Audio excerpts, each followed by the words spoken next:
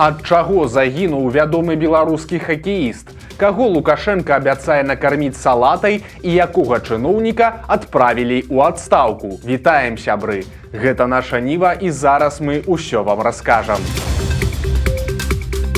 У ЗША загінуў вядомы беларускі спартсмен Константин Кольцов, бойфренд тэнісісткі Арыны Сабаленко і удзельнік хакейнай каманды Лукашэнкі. Спачатку з'явілася інфармацыя, што Кольцов трапіў у аўтааварыю ў Маямі, дзе Сабаленко павінна была выступаць на тэнісным турніры.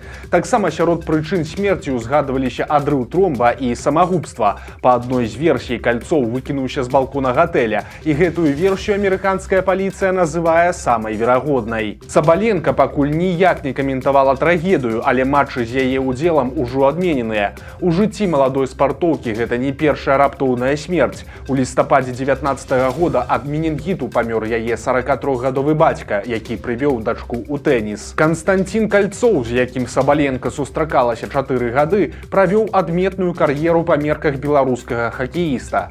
3 сезоны ён правёў у ЗША, гуляючы за Пітсбург. Таксама выйграваў чэмпіянаты Расіі і КХЛ у камандзе Салават Юлаев. Таксама Кольцов быў капітанам зборнай Беларусі і выступаў за яе на 2 алімпіядах і 10 чэмпіянатах свету. Па завяршэнні кар'еры хакеіста Кольцов стаў трэнерам і гуляў за каманду Лукашэнкі. У 2020 годзе ён падпісаў праўладны спіс спартоўцаў і заяўляў, што спорт павінен быць па-за палітыкай. Апошнім часам беларус працаваў асістэнтам галоўнага трэнера расійскага клуба Салават Юлаев. Яго імя называлася сярод прэтэндэнтаў на пасаду трэнера мінскага «Дынама» і зборнай Беларусі. Константину Кольцову было 42 гады. Што штурхнула яго на страшны крок, пакуль невядома.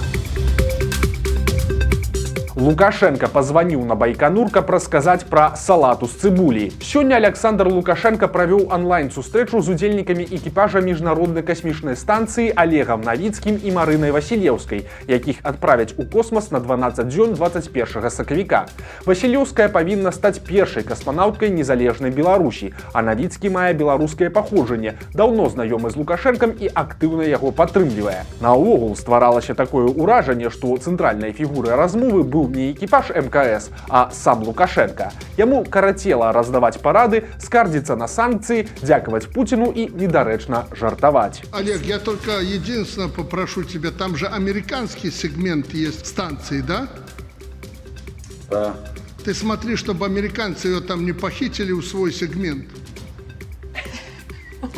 Лукашенко заявіў, што яму хочацца, каб у хуткім часе на арбіту зноў адправіліся беларусы, а ў ідэале экіпаж з Навіцкага, Васілеўскай і яе дублёркі Настасі Лянковай. І для гэтага ён будзе размаўляць са сваім расійскім калегам, але тут ёсць праблемы. Осталось только деньги найти, но Путин насчет этого молодец. Они не жалеют денег ради того, чтобы нас поддержать как космическое государство. Но мы с ними рассчитаемся по другим направлениям. У нас же там спутники, мы с ними делаем, у нас большой сегмент, у нас предприятия, ты знаешь, мощные есть, которые производят спутники, в том числе в интересах России. Па вяртанні з космосу Лукашенко запрасіў сваіх суразмоўцаў да сябе ў госці, каб пачаставаць іх салатай з цыбулі і навучыць Васілеўскую яе гатаваць. И будем надеяться, что после возвращения увижу я вас здесь, приготовим мы, Олег, традиционный наш салат, Марину угостим, да.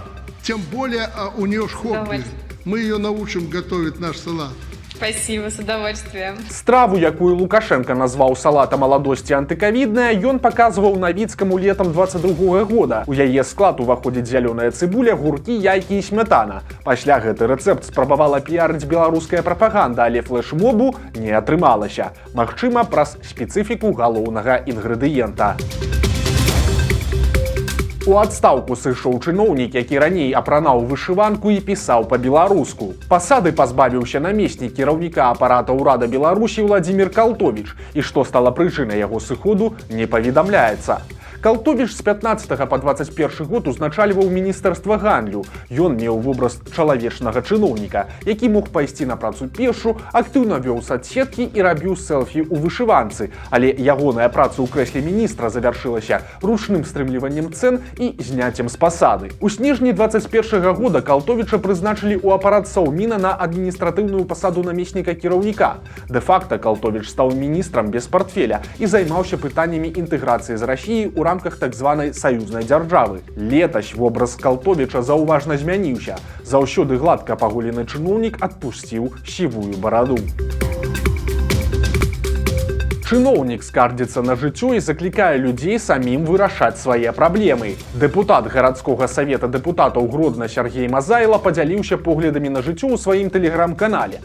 Ён лічыць, што замест таго, каб турбаваць дэпутатаў, выбаршчыкі могуць і самі вырашаць некаторыя пытанні кшталту рамонту двароў, дамоў і дарог. Таксама Мазайла адзначыў, што мясцовыя дэпутаты ніякай зарплаты альбо іншага ўзнагароджання за гэта не атрымліваюць. Таму, маўляў, дэпутацкае крэсла ў гарсавеце гэта не праца, а грамадская нагрузка. Мядзведь, праз якога ў Славакіі загінула беларуска, працягвае нападаць на людзей, і высачыць яго пакуль не атрымалася. Драпежніка заснялі ў цэнтры горада Ліптоўскі Мікулаш. Ён прыбег да гандлёвага цэнтру і напаў на мінакоў. Пацярпелі 5 чалавек, сярод якіх 10гадовая дзяўчынка. Тут нагадаем, што 15 сакавіка мядзведь атакаваў 31гадовую турыстку з Беларусі ў нізкіх Татрах. Жанчына спрабавала ўцячы і схавацца ад яго, але сарвалася з вышыні і загінула. Мінчука, які атрымаў 15 гадоў за згвалтаванне дзіцяці і пратэсты, будуць судзіць яшчэ раз. Алега Вярцінскага падазраюць у гвалце над 6гадовым хлопчыкам. Злачынства адбылося яшчэ ў 2012 годзе ў адной з мінскіх школ. Мужчына зайшоў услед за дзіцем у туалет, зрабіў непрыстойныя дзеянні і выйшаў. Хлопчык адразу расказаў пра здарэнне дарослым, але злачынцу тады не знайшлі. Цяпер новыя тэхналогіі дазволілі знайсці гвалтаўніка, і ім аказаўся менавіта Алег Вярцінскі. Таксама сцвярджаецца, што ён даў прызнальныя паказанні. Адметнасць сітуацыі ў тым, што падазраваны ўжо знаходзіцца ў калоніі. Ён адбывае пакаранне па 2 артыкулах. За такія ж самыя гвалтоўныя дзеянні ў дачыненні да іншага дзіцяці, а таксама за ўдзел у пратэстах 2020 года. У 2021 годзе Вярцінскаму прысудзілі 15 гадоў зняволення. Цяпер яго будуць судзіць ізноў.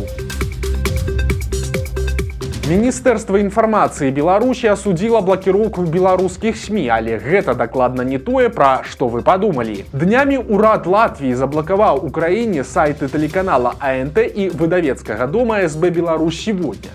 Беларускае ведомства на гэта адрэагавала заявай, у якой назвала дзеянні латвійцаў абмежаваннем свабоды слова і мэтанакіраваным пазбаўленнем грамадзян права на атрыманне поўнай і аб'ектыўнай інфармацыі. Але адметна, што беларускі Мінінфарм хвалююць правы замежнікаў куды больш за правы беларусаў, якія даўно пазбаўленыя не столькі магчымасці атрымліваць інфармацыю з незалежных крыніц, колькі саміх крыніц.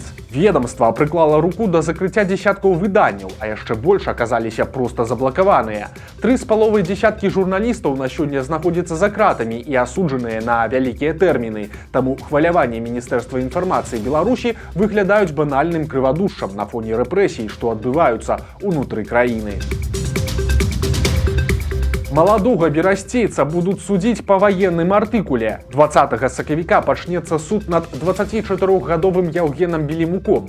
Яго абвінавачваюць па артыкуле «Удзел у ваенізаваным фарміраванні падчас вайны».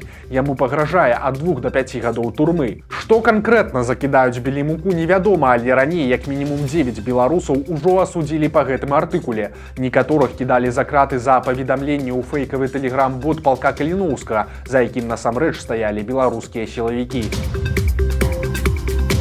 Суседскі кандыцыянер сапсаваў жыццё Мінчука, але цяпер у гэтай гісторыі наступіла развязка. 2 гады таму паміж жыхарамі шматпавярховіка на вуліцы Чыгуначная пачаўся канфлікт. Маладому мужчыну пачалі дакучаць шум і вібрацыя ад кандыцыянера на лоджыі суседскай кватэры. За 2 гады ён напісаў больш за 200 скаргаў у розныя інстанцыі і схуднеў да 38 кілаграмаў.